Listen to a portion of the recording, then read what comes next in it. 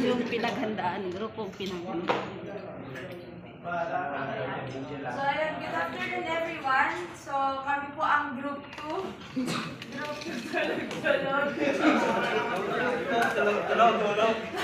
So, ako po si Chai as moderator. Kasama ko po sa team si Sir Christian as our inspector, Sir Jomar as our site supervisor, Sir Jeric as our NC2 scaffolder, and si Sir Roa as our NC2 scaffolder din po. And si Sir Joshua as our helper and scaffolder also. And then si Sir Reynold and si Sir Rosmito po ang ating worker number 1 and worker number 2. So, ang team po natin ay pupunta sa site upang mag-ayos na ang scope po natin for today is mag-aayos po sila ng roofing. So, si Site Supervisor Jomar ay diniscuss ang scope ng gagawin ng team nila sa kanyang mga tao. At nasa site na kami.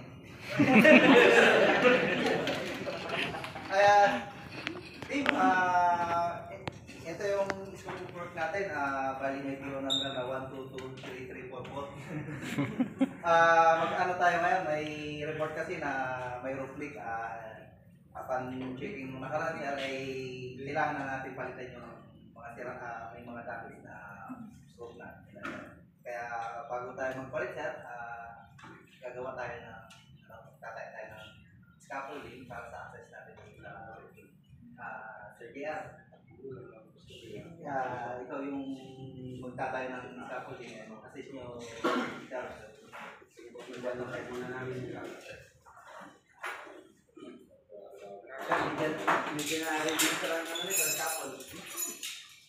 So, habang nag-aayos ang ating team ay kasalukuyan na rin naka-isolate ang area.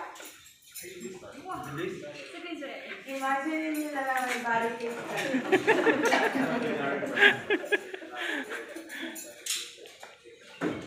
So, ang pagkakabit po namin ng harness ay 5 seconds lang po kayang-kaya. Diyan kayo panalo. No, 5 minutes and 5 seconds.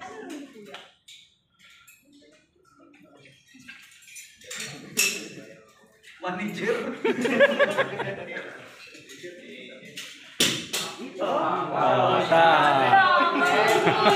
Five points, diba? Ang mga ganyan po talaga yung incident ay Alam mo, di ba 5 points yun? 5 seconds lang. Negative 15 points. Push up. Ay, kasi, okay lang yan. Nangyayari talaga ganyang bagay. Mag-push pa naman yung barito. So dahil tapos na isuot ng ating mga scaffolder ang kanilang mga harness, mag-umpisa na silang magtayo ng scaffold. At dito sa pagtatayo po nila ng scaffold, ipapakita natin yung tinatawag nating fall arrest.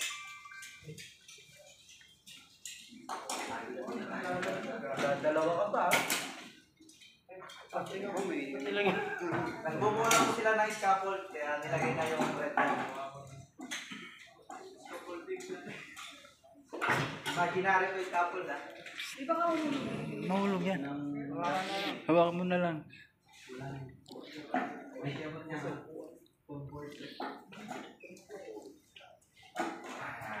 Ayan, so dahil ang practice po na pinapakita namin dito ay habang nag-aano sila ng mga parts ng ating scaffold, doon po nila nilalagay sa taas nila yung snap hook ng ating harness. So dito pinapakita po namin yung fall arrest. Nauna. Ayusin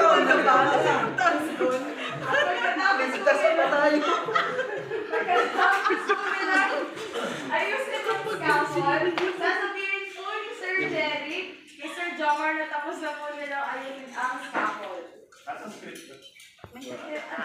May video ka ka. Iisa na.